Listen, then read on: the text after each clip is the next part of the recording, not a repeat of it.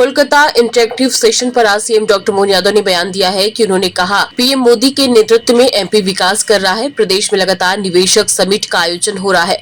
अलग अलग क्षेत्र के उद्योगपति निवेशक यहाँ निवेश करें, रोजगार के अवसर उपलब्ध कराएं।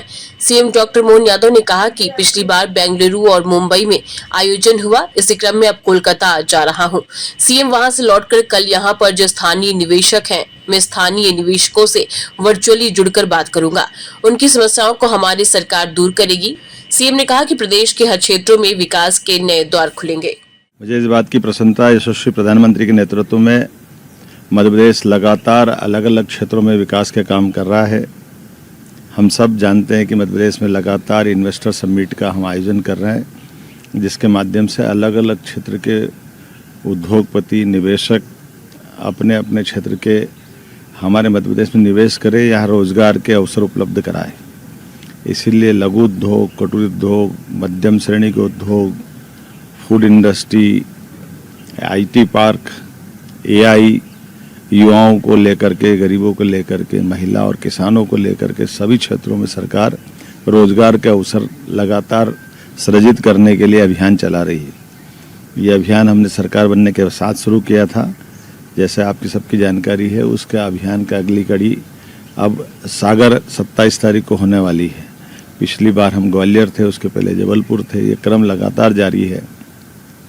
मध्य प्रदेश के एक एक संभागीय अंचल में इन्वेस्टर समिट करते हुए हम रोजगार के लिए निवेशकों से सीधे सीधे उनको स्पॉट पे भी ले जाते हैं। और केवल जब अगर सागर में 27 को होगी तो सागर में नहीं, पूरे प्रदेश के अलग अलग स्थान पर जो पहले कई एमओयू हुए, उन फैक्ट्रियों का भूमि पूजन जो बन गई, उनका लोकार्पण और नए कॉन्टेक्ट लेने के लिए भी प्रदेश भर से आने वाले लोगों को हम लगातार आह्वान कर रहे हैं।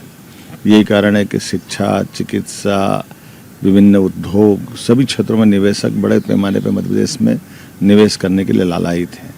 मुझे इस बात का संतोष है कि हमारा अपना बीड़ी उद्योग लघु उद्योग के नाते से घर घर होता था कुटीर उद्योग के रूप में। इसी प्रकार अगरबत्ती उद्योग भी हमारा सागर की पहचान था, लेकिन अब सागर उससे आगे बढ़ के माइनिंग के सेक्टर में भी बड़ा काम करेगा।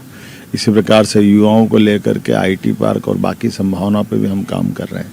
मुझे संतोष है इस बात का कि जब मैं अपने प्रदेश में ये काम कर रहा हूँ तो जहाँ बड़े निवेशक रहते हैं, ऐसे बड़े शहरों में भी लगातार जाकर के उनको आमंत्रित करने का, उनके साथ संवाद करने का, उनके मन में आने वाली शंकाओं का समाधान और शासन की योजनाओं से वो कैसे उपकृत हो सकते हैं। कोई भी निवेशक अपने धन की सुरक्षा भी चाहता है, लेकिन भविष्य की संभावना को भी टटोलता है।